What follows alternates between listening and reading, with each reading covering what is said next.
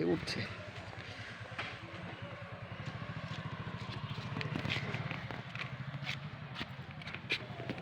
আমি আছি শাসনের কীর্তন খোলাতে। এটা হচ্ছে গঙ্গা, আদি গঙ্গা। এখানে শ্রী চৈতন্য এসেছিল খোল বাজাতে। আমি এখানে আজকে চান করব এই গঙ্গার জলে।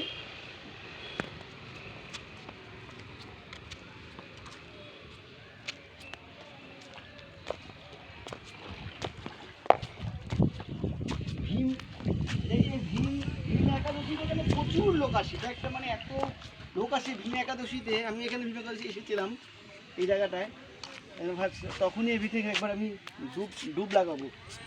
ডুব লাগালে অনেক কিছু হয়, জানি কতটা জল জানি না,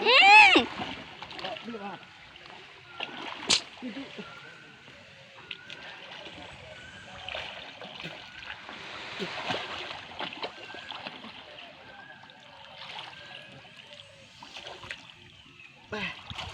ঠাকুরগুলো ফেলেছে ঠিক আছে, বিসর্জন দিল, কিন্তু এত মালের বোতল ফেলে রেখেছে, পায়ে লাগার সম্ভাবনা আছে, পা কাটার সম্ভাবনা আছে।